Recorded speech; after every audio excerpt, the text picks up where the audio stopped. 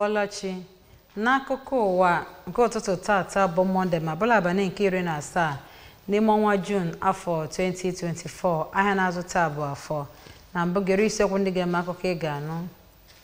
Ekwugo banyere ọrụ ndị nna na-alụ n'iwulite obodo na-atụ egwu Chineke dịka mba ụwa merụbere ụbọchị ndị nna. Gọọmenti Anambra Steeti akpọchikogo ebe a na-ele akụrụngwa latrik dịgasị iche iche akpọrọ Electronic Market n'iwu Ekara Odo Onitsha. Ụlọọrụ Bureau of Enterprises enwetago DG ọfụ. Imirikiti ndị mba Malawi ezigago ozi nkwanye ugwu ha nyegara osote onye isi ala ha nara mmụọ. Tupu nere akụkọ anyị n'ujegoregodo ozi a pụrụ iche, Gọvanọ Chukwuma Soludo abịaghị weta mgbanwe n'ozuoke ịhazi ọnọdụ akụnụba Anambra nakwa ịkwalite oke ihe eji wee mara ndị Igbo. Ka anyị kwado n'ozuoke maka ọrụ chere ya n'ihu. Ọka akụkọ bụ Ifeọma Akife gere akụkọ anyị n'uju. Akọwago ndị nna dịka ebube ezinụlọ ọbụla ewezuga ịchụ àjà na nkwado ha nye ndị nne ịmara na ezinụlọ nwere ike ọ gaghị adị mma obibi na ya. Archbishop Ecclesiastical Province of the Niger nakwa Bishop na Diocese Ọka Most Reverend Alexander Ibezim kwuru okwu ndị a n'ozi ụbọchị ụka ndị nna nke afọ 2024 nke Church of Nigeria Anglican Communion. N'okwu ya n'isiokwu nke bụ ndị nna na-eso ụzọ Kraịst bụ igosipụta otuto nke Chineke, Archbishop Ibezim mere ka amata na Chineke mere mmadụ n'oyiyi nke ya, naanị na o mere ya ka o jiri ntakịrị ihe wee dị nta karịa ndị mmụọ ozi ya, gwa ya ka ọ na-elekọta ihe niile Chineke kere eke na ọ bụ Chineke ji aka eme ya ka ọ dị otu ahụ. Ọ kpọkụrụ ndị nna na-eso ụzọ Kraịst ka ha chọsie Jizọs Kraịst ike n'ime mmụọ na eziokwu ka ebube ya wee pụta ihe na ndụ ha, ka ha bipụtakwa ndụ ha n'ozuzu oke n'ime Chineke. Ya bụ nnukwu onye ọzọ atụrụ Chineke dụrụ ụmụ nwoke ọdụ ka ha nyefee onwe ha n'ozuzu oke n'ọchịchị isi nke Jizọs Kraịst iji wee gosipụta ebube ya ma bụrụkwanụ nke gosipụtara ịtụ egwu Chineke na na-edobe iwu ya niile. Archbishop Ibezim gara n'iru wee dụọ ndị nna ọdụ ka ha na-ahụ ezinụlọ ha n'anya maka alaeze Chineke site n'ụzọ dị otu ahụ wee mee ka nzọpụta ha bụrụ nke ga-ezu oke n'ime Kraịst Jizọs. N'okwu ya, Chaplain Ọkada Assistant Fathers Fellowship Venerable Vincent nke Ndele mere ka amata na Chineke chịkọbara nna dịka ndị isi ezinụlọ ha dị iche iche ma kpọkuo ha ka ha ghara iji ya bụ ọkwa Chineke nyere ha wee mesie ụmụaka ha nakwa ndị nwunye ha ike. Venerable nke Ndere mbụkwa Vicar St. Matthew's Anglican Church Amawbia gara n'iru kpọkuo ndị nna ka ha na-atụ egwu Chineke na-edobe iwu ya ma zeere akparamagwa ọjọọ dịgasị iche iche n'oge ha na-achụ ihe a ga-eri kwa ụbọchị. Gọọmenti Anambra Steeti akpọchikogo Electronic Market dị n'iwu Ekara Odo Onitsha gbasara etu ha si wee jụ na ha agaghị akwaje n'ọnọdụ ọfụ edebere ha na Atani Council ime obodo Ọgbaru. Managing Director nke Operation Clean and Healthy Anambra State Ọcha Brigade Conrad Celestin Anere kọwara ihe kpatara eji wee kpọchie ya bụ ahịa n'oge a na-ajụ ya ajụjụ ozugbo akpọchichara ya bụ ogige azụmahịa. Conrad Anere kọwara na etu esi wee kwara ya bụ ahịa dị oke mkpa n'ihi etu esi wee kwarịara ha ọnọdụ n'ebe ha nọ ugbu a bụkwanụ nke ekwuru na ebe ha nke ha nọ ugbu a nụnwa agbasoghị usoro kwesịrị ekwesị nakwa etu esi awụfu atịtị n'ahịa ahụ. Ọ sị na ihe ndị a kpatara eji wee kwagharịara ha ọnọdụ wee jee n'iwu Ekara Road n'ihi na ya bụ nkwari ebe ha nọ bụ nke adabaghị adaba. Dịka Conrad Anere si wee kwuo, etu esi wee mechie ahịa ahụ bụ ya nne ya bụ ihe ikpeazụ gọọmenti ga-eme n'oge a nọchara ugboro wee gwa ndị ahịa ka akwara m ha jụwapụrụ isi na ha agaghị akwaga n'ogige ọfụ ahụ arụrụ ha n'agbanyeghị ọtụtụ ozi nakwa okpoko sitere n'aka gọọmenti steeti a. O kwere ndị ahịa ahụ nkwa na ogige ọfụ ahụ ka mma n'ebe ọ dị ukwuu bụrụ nke ga-abata ha ọfụma n'ihi na gọọmenti kepụtara ihe niile a chọrọ ga-eme ka ebe ahụ mara ha mma site ịfụ na ịzụrụ na igoro egoro na ile ele ga-adịrị ndị ahịa mma n'ebe ahụ akwajere ha ọnọdụ na Atani. Ya bụ onye isi Ọcha Brigade mere ka amata na etu ndị otu ndị ahịa si wee na-akpọ ekwo nkụ bụ igbu oge n'ihi na onwe onye ọbụla nwere ikike iguzobe ma ọma amụma ebe ahịa ga-adị na-enwetaghị nkwado gọọmenti steeti a ma gwa ndị ahịa ka ha malite ozugbo iji nye bụ ezigbote ohere enye ha wee gbaga n'ebe ka mma ịnọ na-azụ ahịa ha iji wee zere igwu ha wayo nakwa aka ọrụ ndị agboro. ndị nna n'ụka Anglican na Diocese Ọka nọrọ ụnyaahụ wee sonyere ndị ogbo ha ndị ọzọ n'ụwa imerube ụbọchị ndị nna n'ụwa niile. Ya bụ ụbọchị bụ nke ejiri ofufe nri pụrụ iche wee malite iji wee kwanyere ndị nna ugwu maka mbọ ezu ike na ịgbata ọkpụkpụ aka mmiri ha n'iji ozi maka ọdịmma ezinụlọ ha nakwa obodo n'izugbe bụkwa iji wee chetara ha gbasara oke na ọrụ dịịrị ha nye iwulite obodo ga-akawanye mma. Mgbe ndị ntekọ ABS gara wee leta etu ihe si wee gaa n'ụlọ ụka ụfọdụ n'Ọka na gburugburu ya, ahụrụ ndị nna ka ha na-achịkọba ofufe nri site n'ịgụ ihe ọgụgụ, ekpere nakwa ịlụ ọrụ ndị ọzọ n'ofufe nri ụka. Ahụkwara ka ha yicha uwe dịgasị iche iche eji wee mara ndị nna na-egosipụta ihe a na-eme n'ụbọchị ahụ, ebe ndị ezinụlọ ha nọrọ nnọọ wee gosipụta ha ịhụnanya, kpere ha ekpere ma nyekwa ha onyinye dịgasị iche iche maka iji wee kwanyere ha ugwu na mbọ ha na-agba maka ọdịmma ezinụlọ ha dịgasị iche iche. Amaka Chibuzo Okoye bụ onye ọrụ anyị ji akụkọ a wee bịa n'uju.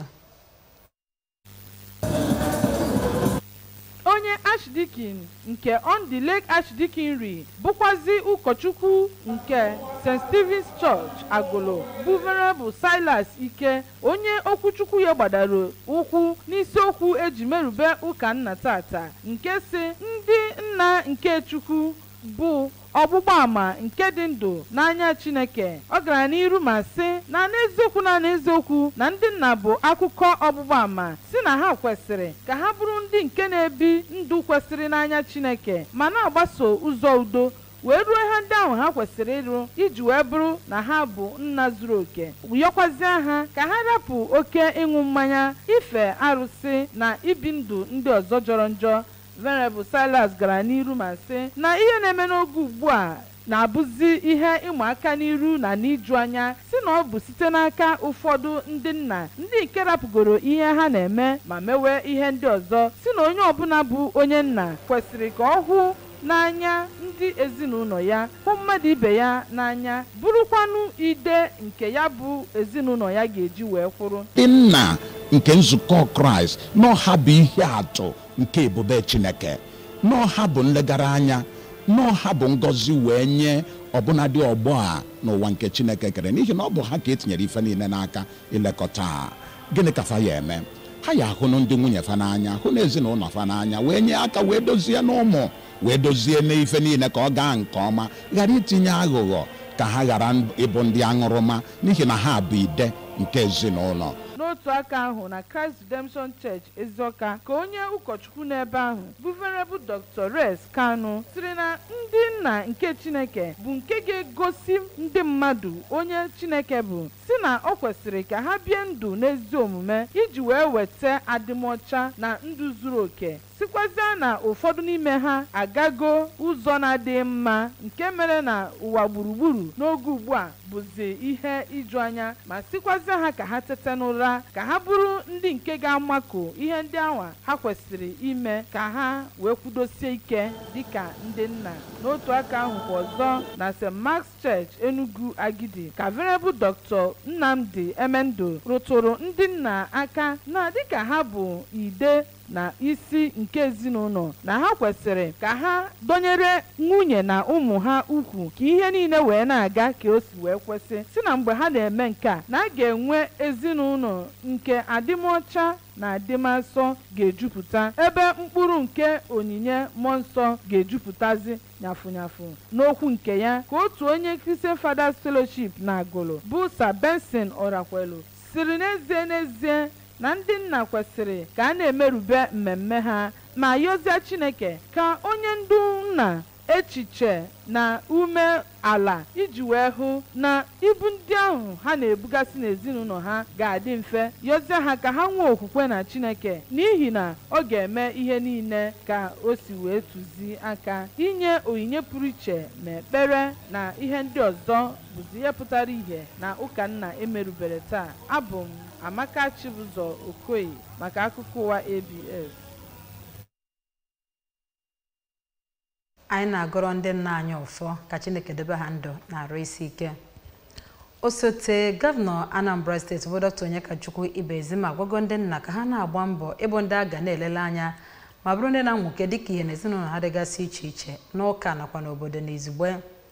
n'okwu ya gbasara mpụtara mmemme ụbọchị ndị nna n'ụwa niile nke afọ a, Dr. Ibezim, onye bụkwa onye otu Knighthood Order of St. Paul n'ụka Anglican, gwara ndị nna na-eso ụzọ Kraịst ka ha na-edu ezinụlọ ha n'ekpere oge niile dịka o si wee kọwaa. Ọ sị na nna ọbụla bụ onye ọzụzụ atụrụ Chineke ka ọ bụ n'ezinụlọ ya. Osote gọvanọ Anambra steeti onye kwara ara na ọtụtụ ndị nna na-adaghachizi azụ n'ihe a tụrụ anya n'aka ha n'ezinụlọ ha dịgasị iche iche ma n'ụka nakwa n'obodo n'izugbe, kpọkụrụ ndị nna dị otu ahụ ka ha cheghasị echiche azụ. Dr. Ibezim jikwa ohere ahụ wee kpọkuo ndị nna na-eso ụzọ Kraịst ka ha gaa n'iru na-ekpe ekpere na-akwadokwa ọchịchị ọkammụta Chukwuma Soludo nọ n'isi ya na Anambra steeti, mee ka amata na gọọmenti nwere ọtụtụ amụma dịgasị iche iche nke gbadoro ụkwụ n'ịkwalite ọnọdụ obibi ndụ ndị Anambra steeti. Osote gọvanọ gwara ndị nna ka ha gbaa mbọ na-atụnye ihe na mmụta ụmụntakịrị ha iji wee chekwabara ha ezi ọdịnihu ma kpọkuo ha ka ha were ohere ọma nke agụmakwụkwọ n'efu nke ọchịchị dị ugbu a na Anambra steeti wepụtara site n'ogogo prima were n'ogo junior secondary wee ziga ụmụaka ha n'ụlọ akwụkwọ ka ha nweta ezigbote mmụta bụ kpọọ n'oyoyo ma bụrụ ọkpakọpị. Archbishop Province of the Niger nakwa Bishop Diocese of Awka Most Reverend Alexander Ibezim agwago ndị nna ka ha na-ebi ndụ ha na-etu egwu Chineke ka ha wee nwee ike imezu ihe ahụ Chineke chọrọ ka ha mee ma kwalitekwa ezinụlọ ha n'ebe ọ dị ukwuu, tinye ha n'ụzọ nke Chineke. Most Reverend Ibezim nyere ndụmọdụ a n'oge ofufe nri ụka pụrụ iche na Church of the Pentecost iji wee merube mmemme ụka ndị nna n'ụka Anglican. Onye ọla anyị bụ Chukwuemeka Modelem kọrọ akụkọ a n'uju. Oke ọṅụ nyere ndị nna ndị kara ụka n'ụlọ ụka ahụ ya nakwazi onyeisi oche ụlọ mgbasa ozi Anambra Broadcasting Service bụ Maazị Chido Obidiegwu dịka ha gbara egwu ma kelee Chineke maka idebe ha ndụ iji mee icheta ụbọchị ha.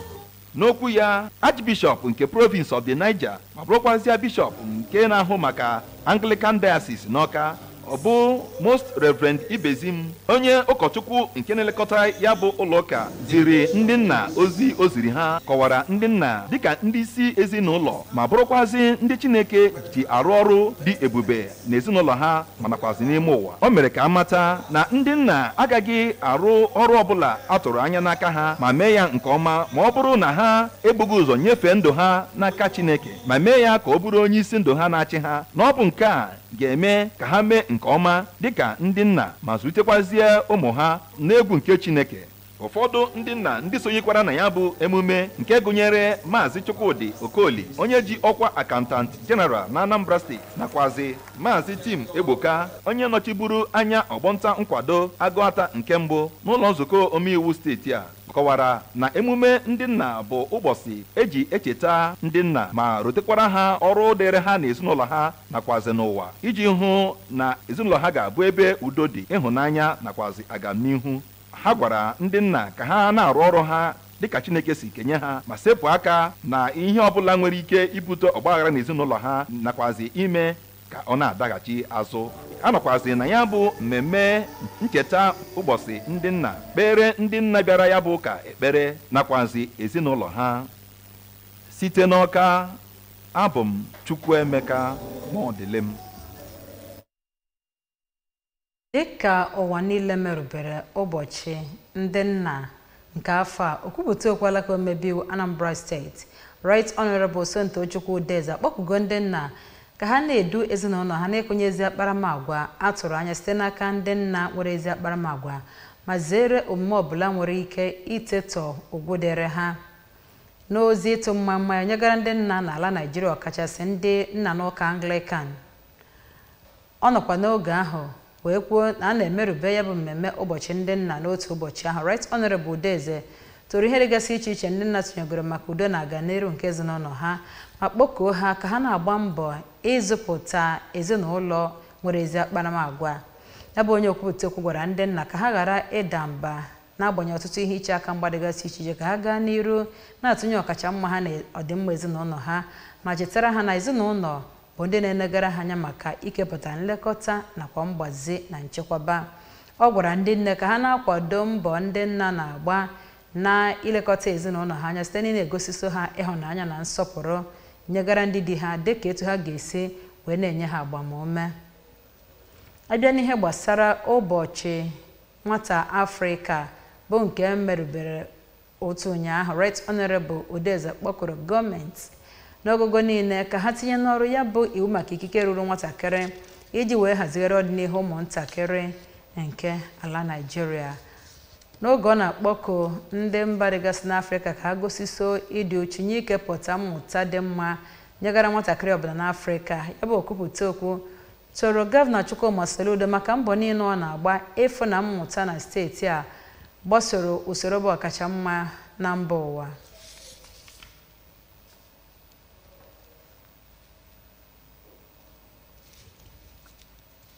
President Buhari akwadogo nhọpụta họpụtara Ayodeji Agbeleyi dịka Director General nke Bureau of Public Enterprises (BPE). Dịka onye okwupụta okwu onye isi ala bụ Ajuri Ngelale si wee mee ka amata nke a n'okwu o kwuru ụbọchị Satọde. Dịka o si wee kwu, Maazị Agbeleyi bụ onye amara amara n'ihe gbasara nhazi ego ma bụrụkwa onye wetegoro ọtụtụ award dịka Chartered Accountant. Ya bụ DG afọ bụ Agbeleyi anọrọgo n'ime afọ ndị gara aga karịgoro afọ 30 wee lụọ ọrụ na ngalaba dịgasị iche iche gụnyere mmepụta ngwaahịa, Fast Moving Consumer Goods FMCG, Investment and Commercial Banking, Project Finance, Telecommunication, Infrastructure nakwa Public Administration. Ọ bụ onye isi oche otu Board Federal Mortgage Bank of Nigeria FMBN nakwa Commissioner na-ahụ maka ego na Lagos State malite n'afọ 2013 ruo n'afọ 2015. President Tinubu kpọkụrụ Maazị Agbeleyi ka o weta oke amamihe na itozu etozu ya n'ọrụ iji wee kwalite ya bụ agency dịka ogige maka iwulite na njikọ nkwụdosike ihe gbasara mmegharị. A tụrụ anya na ọ ga-akwalite BPA site n'ịkwalite nsọkọrịta mpi nke akụnụba ndị nnọrọ onwe nọ na ya, ịfụ na enwere ịkwụba aka ọtọ n'etu esi eji ego ọhaneze eme ihe nakwa itinye tinkọ nnarịkọ n'ihe gbasara nhazi ego ọhaneze n'ọlụ nakwa ịkwalite ezigbote ọchịchị na ịhazi etu esi eme ihe na ngalaba ọhaneze nakwa nke ndị nnọrọ onwe. Puku kwuru puku ndị mba Malawi na-esonye na mmemme ofufe nri enyimozu na National Stadium iji wee nye nkwanye ugwu ikpeazụ nyegara osote onye isi ala ha bụ onye nwụrụ n'ihe mberede ụgbọelu na ngwụcha izuụka gara aga. Solos Chilema gbara afọ 51 bụ onye ahụ tara dịka ikudu ume ọfụ na ọchịchị ndọrọndọrọ mba Malawi. Ọ bụ nnọọ onye okwu ya na-ada gbowam ma bụrụ onye gbadosiri ọkpụ ike na ndọrọndọrọ, onye ndị ntorobịa ji wee kpọrọ ihe dị oke ọnụ ahịa ma bụrụkwanụ ndị ekwu na ha mejupụtara ihe karịrị ọkara n'ọnụọgụ ndị nọ na Malawi. Ọ bụ ezigbote onye ụka Katọlik, ya bụ ofufe bụ nnọọ nke nwere aja misa zuru oke na ya. A ga-enye ya na be ya dị na District of Ncheu ihe dịka 100 kilomita na ọma 80, ihe dịka 100 maịlụ na 12 na mpaghara ndịda Lilongwe tata bụ Mọnde ma bụrụkwa nke ekwupụtagoro na ọ bụ ụbọchị ezumike. Ya bụ ofe ndụ dị na Bingo National Stadium malitere site na izite nnọọ ozi ịtụ mma ozi nkwanye ugwu site n'aka ndị ezinụlọ ya dịka ya bụ ama egwuregwu ga-abanata mmadụ dị 41,000 jụrụ kpọmkpọm. Ọtụtụ ndị mmadụ ka nọrị na mpụga.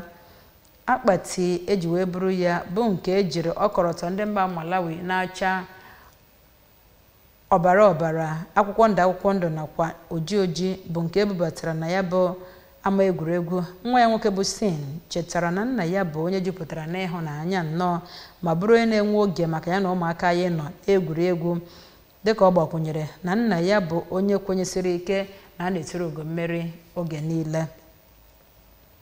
Maazị Chilema nwụrụ ụbọchị Mọnde gara aga n'oge o jiri ụgbọelu ndị soja wee mee njem na mpaghara mgbago Northern Town of Nkata Bay ebe ọ na-aga mmemme enyimozu otu onye bụ cabinet minista.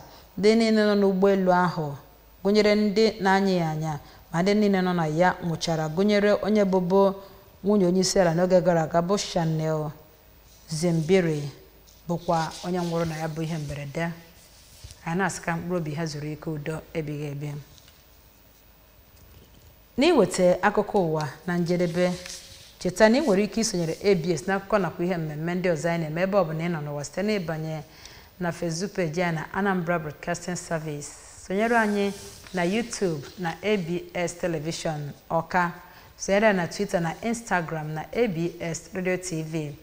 Sonyekwa na webụsaịtị anyị na www.absradiotv.com.